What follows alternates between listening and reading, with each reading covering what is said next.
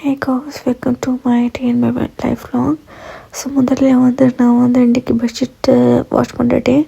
So நல்லா அந்த பெட்ஷீட்டெல்லாம் கழட்டி உதறி என்னோடய இதெல்லாம் எடுத்து துவைக்கப்பட போயிட்டேன். இன்றைக்கி ஒன்றும் பெருசாக கிடைக்கல, அதே தான்.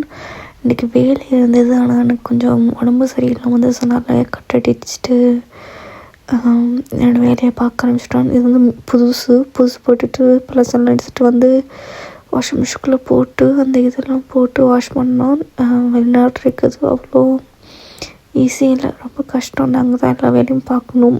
அப்படி அம்மாலாம் வந்து வேலைக்கு போயிடுவா, நாங்கள் தான் வீட்டு இருக்கணும். ஆனால் அவள் சமைச்சு வச்சுட்டு போயிடுவா. ஸோ நான் இங்கே வந்து போட்டுட்டு அதுக்கப்புறம் ஒரு குளியெல்லாம் போட்டுட்டு ஸ்கின் கேர் பண்ண ஆரம்பிச்சிட்டேன். எனக்கு ஸ்கின் கேர்னால் அவ்வளோ விருப்பம். அதனால தான் என்னோடய ஸ்கின் வந்து முதல்ல கொஞ்சம் ட்ரையாக இருந்தது, இப்போ வந்து ரொம்ப ஷைனிங்காக நல்ல வடிவாக இருக்குது.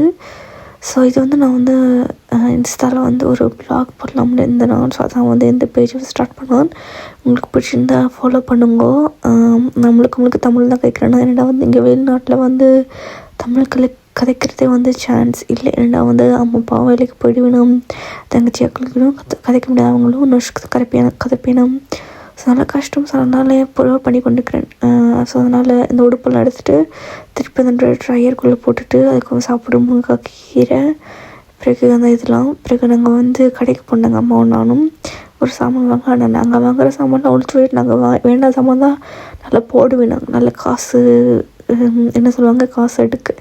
நாங்கள் அதெல்லாம் கண்டுக்க மாட்டாங்க. எந்த வேலைக்கு வேணுமோ அந்த வேலையை பார்த்துட்டு எனக்கு அம்மாக்கிட்ட எப்படியாவது கெஞ்சி கதறி ஒரு சாக்லேட்டை வாங்கிட்டு அவங்களுக்கும் கொஞ்சம் கொடுத்த கடுப்பாக போகிறாங்க பாருங்கள். அவங்களுக்கு கொஞ்சம் கொடுத்துட்டு 4 பேருக்கு சாப்பிட்டு அப்படியே நடந்து வாக் போனோம். இங்கே வந்து நாளைக்கு இப்படி தான் இருக்கும், ரொம்ப இருட்டு தான். இப்போ வந்து என் அப்பா வந்து சப்பாத்தி வந்து எதுவும் செஞ்சவர் சாப்பிட்டு என்னோடய இரவு ரொட்டீனை வந்து ஆரம்பிச்சிட்டேன். பல்லு தேய்ச்சிட்டு அப்படியே மேக்கப்லாம் போட்டு அழிச்சிட்டு அப்புறம் ஸ்கின் கேர் போட்டு ஒரு நித்திரைக்குள்ள டூம் ஸ்க்ரோல் பண்ணும். அதான் எனக்கு தெரியும். பட்டிய நாளைக்கு கட்டுப்பாக இருக்குது வேலை செய்கிறனாலே.